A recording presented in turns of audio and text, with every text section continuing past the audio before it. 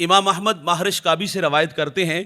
کہ حضور نے جارانہ کے مقام سے عمرہ کا احرام باندھا تو کہتے ہیں کہ فنظرت الی ظہرہ کأنہ سبیکۃ فضہ، اور میری نظر حضور کی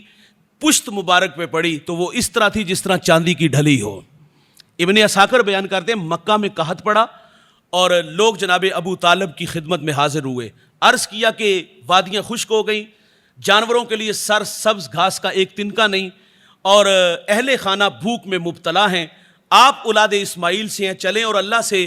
باران رحمت کی دعا کریں۔ جناب ابو طالب گھر سے روانہ ہوئے، آپ کی معیت میں ایک نوجوان جس کی صورت بڑی منمونی، اس کی پشت کو دیوار کعبہ سے لگایا گیا، پھر میرے رسول نے یوں انگلی کا اشارہ کیا، آسمان پہ بادل نمودار ہوا، پھر چھم چھم برسنا شروع ہوا، ہر طرف پانی ہی پانی تھا، وادیاں لہلہانے لگی، سر سبز گھاس اگنے لگا۔ اس منظر کو جناب ابو طالب نے دیکھا، بھتیجے کی شان میں قصیدہ لکھ دیا، وَأَبْيَضُ يُسْتَسْقَى الْغَمَامُ بِوَجْهِهِ سِمَالُ الْيَتَامَى عِصْمَةٌ لِلْأَرَامِلِ۔ آپ فرماتے ہیں میری گوری رنگت والا بھتیجا جسے بادل دیکھ کے امٹ آتے ہیں، یتیموں کا سہارا ہے اور بیواؤں کا آسرا ہے۔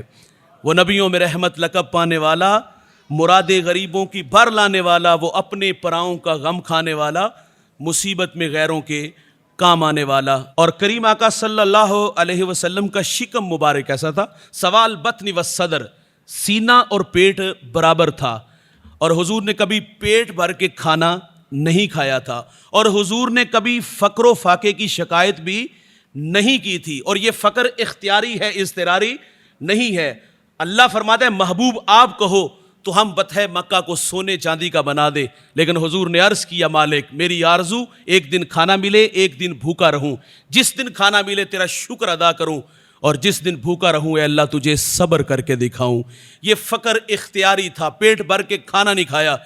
اور اللہ کے رسول صلی اللہ علیہ وسلم کان اکثرہم خبزا شعیرا، حضور اکثر جوں کی روٹی تناول فرماتے تھے۔ کل جہاں ملک اور جوں کی روٹی غذا، اس شکم کی قناعت پہ لاکھوں سلام۔